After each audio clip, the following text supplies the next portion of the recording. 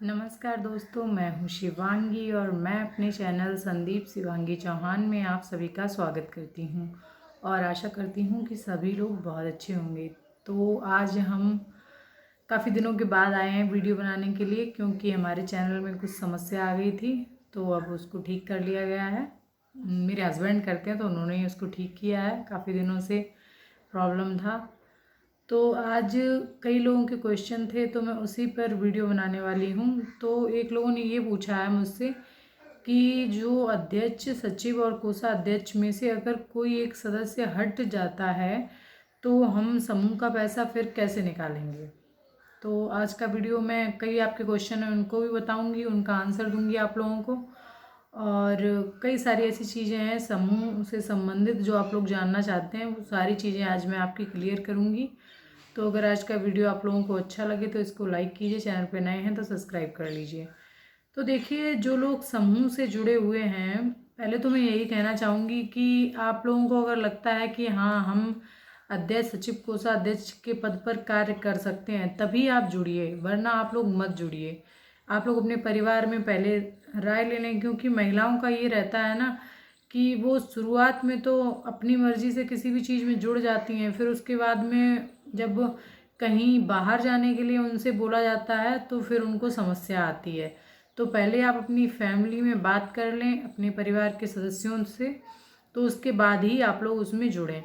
तो देखिए, अगर ये लोग कोई हट जाता है, मान लीजिए, वैसे अध्यक्ष को तो नहीं हटना चाहिए जहाँ तक है, लेकिन अगर फिर भी हट जाती हैं तो सचिव और कोषाध्यक्ष और जो समूह के सभी सदस्य हैं वो लोग मिलकर के मीटिंग रखें और कार्यवाही पुस्तिका में वो चीज़ लिखें मुख्य चर्चा में। और ये लिखें जैसे उसके बारे में पूरी जानकारी कि अध्यक्ष जो हमारी थी वो किसी कारणवश हट गई हैं और उनकी जगह पे हमने जो दीदी आप लोग जोड़ना चाहें, नहीं, उनको सभी लोग समझदारी हिसाब से, क्योंकि पहले आप लोगों के साथ एक बार ऐसा हो चुका है कि आपकी जो अध्यक्ष, सचिव, कोषाध्यक्ष कोई भी हट चुकी हैं, तो आप लोग अपनी समझदारी के हिसाब से दूसरी सदस्य को जोड़ें जो कि अब हटे ना। क्योंकि अभी अगर आपके समूह की शुरुआत है तो कोई दिक्कत नहीं है, अगर वो हट रही हैं तो दूसरे सदस्य को आप आसानी से जोड़ सकते हैं। अगर आपका सीसीएल हो जाता है और उसके बाद में अगर आप उनको जोड़ते हैं, किसी नए सदस्य को समूह में जोड़ते हैं, तो फिर समस्या आती है। तो आप लोग मुख्य चर्चा में लिख लें कि यानी ये दीदी इस कारणवश हट रही हैं और उनके स्थान पर नई दीदी को जोड़ा जा रहा है, ठीक है। तो उनसे जो दीदी की बचत थी वो उनको वापस दे दें, जितना भी उनका चढ़ा हुआ हो उनकी पुस्तिका में, उस हिसाब से उनकी बचत उनको वापस दे दें। जो नई दीदी को जोड़ा गया है उनसे उतना पैसा ले लें और उन्हें समूह में जोड़ लें। उनकी एक आधार कार्ड की फ़ोटोकॉपी आप लोगों को लेनी है और उनका एक फ़ोटो लेना है, जो कि आपको एक ब्लॉक में दे देना है। इसी जब आप कार्यवाही पुस्तिका में जो आपने लिखा है उसकी एक फ़ोटोकॉपी आप करवा लें और ये तीनों चीज़ें आप ले जाकर के ब्लॉक में दे दें। और ब्लॉक में जब आप सूचना दे देंगे तो फिर वो लोग कहेंगे कि आप बैंक में भी दे दीजिए, बैंक में ही बदल जाएगा। तो इससे ये है कि आप लोगों को अगर कोई हट रहा है, जब तक आपका सीसीएल नहीं होता है, सीसीएल लगभग मैंने बताया आपको पहले भी कि 1 साल लग जाता है सीसीएल होने में, तो तब तक कोई समस्या नहीं है अगर वो हट रही हैं। और सीसीएल के बाद हट रही हैं तो थोड़ी समस्या आएगी, तो वो आप लोग अपने ब्लॉक में जाकर के क्लियर कर सकते हैं। तो एक दीदी हैं जिन्होंने ये पूछा है कि दीदी हमारे घर में हम अध्यक्ष, सचिव हैं, यानी उनकी जो देवरानी जेठानी है वो होंगी कोई, तो उन्होंने कहा है कि उनके स्थान पर यानी हम काम कर सकते हैं, जैसे कि उनके हस्बैंड वगैरह जो हैं, यानी दूसरा पर्सन काम कर सकता है, ये उनका क्वेश्चन था। तो इसमें मैं आप लोगों से ये कहना चाहूँगी कि आप लोग जब वो काम कर रही हैं तो उनको ही जोड़ दीजिए ना, आप क्यों काम कर रही हैं। एक नॉर्मल सी बात है, अगर वो लोग अच्छा काम कर रही हैं तो आप हट जाइए, उनको जोड़ दीजिए। और भी कई लोगों के क्वेश्चन हैं, 1 मिनट रुकिए मैं बता दूँ। हाँ, और ज़्यादातर लोग ये कहते रहते हैं कि ये कई लोगों के क्वेश्चन है कि दीदी अभी तक हमारा पैसा नहीं आया है।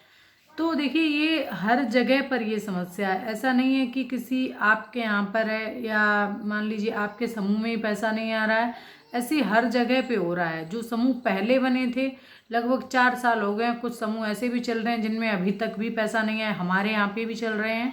और कुछ समूह ऐसे हैं जिन्हें 1 ही 2 साल हुआ और उनका पैसा आ गया है। तो देखिए, आप लोगों का 1 साल में लगभग सभी सदस्यों की बचत मिलाकर के 10 सदस्यों की लगभग बचत हो जाती होगी 4-5 हज़ार रुपये मेरे हिसाब से, जिस हिसाब से हम लोग समूह चला रहे हैं। तो जब आप लोगों की 4-5 हज़ार रुपये बचत है, उसको आप चलाइए। अगर आरएफ या सीआईएफ में से कुछ भी आ गया है तो देखिए, आरएफ का तो पैसा आपको कहीं देना नहीं है, ना बैंक में देना है, ना किसी सदस्य, जैसे मान लीजिए ग्राम संगठन में भी आपको नहीं देना है। तो उस पैसे से आप लोग अपना काम करेंगे, ठीक है। तो आप लोग अपनी बचत पे डिपेंड रहें, और जो आपका आरएफ आया है उसको अपने समूह में चलाएं। आप ये ना सोचें कि हमें समूह से पैसा यानी बाहर से नहीं मिल रहा है, यानी हमें सीआईएफ नहीं मिल रहा है। अगर आप लोग उसके चक्कर में रहेंगे कि हमें बाहर से पैसा नहीं मिल रहा है, तो उस पैसे पे तो आपको हर हाल में ब्याज देना ही देना है। और ये आपका अपना पैसा है, इसे समूह में रख के चलाइए और समूह को बंद मत कीजिए। क्योंकि समूह से जो समझदार लोग हैं उन्हें ये चीज़ समझ में आई होगी कि उनका कितना, उनकी चीज़ें यानी उनकी लाइफ काफ़ी चेंज हो गई है समूह से जुड़ने के बाद में, ठीक है। तो यही कहना चाहूँगी कि पैसा जिनके में नहीं आया उनके में धीमे धीमे आ जाएगा। तो आप लोग बार बार एक ही टाइप का क्वेश्चन ना करें कि दीदी हमारा पैसा नहीं आया है, पैसा नहीं आया है। और हाँ, ये है कि आप लोगों ने शायद अपने जो कागज़ दिए हैं ब्लॉक में, जो आपकी आईसीआरपी आई थी, आधार कार्ड और आपकी फ़ोटो लेके गई हैं, शायद उसमें कोई मिस्टेक हो, किसी के कागज़ सही ना हो, तो आप लोग एक बार ब्लॉक में जाकर के इसकी जांच कर लें, ठीक है। तो आज के लिए, क्योंकि वीडियो काफ़ी बड़ा हो जाएगा, फिर आप लोगों के जो क्वेश्चन बाकी हैं उनके आंसर मैं आगे दे दूँगी। तो आज के लिए इतना ही। और अगर आज का वीडियो मेरा अच्छा लगा हो आप लोगों को तो इसको लाइक कीजिए, चैनल पे नए हैं तो सब्सक्राइब कर लीजिए। बस, थैंक यू।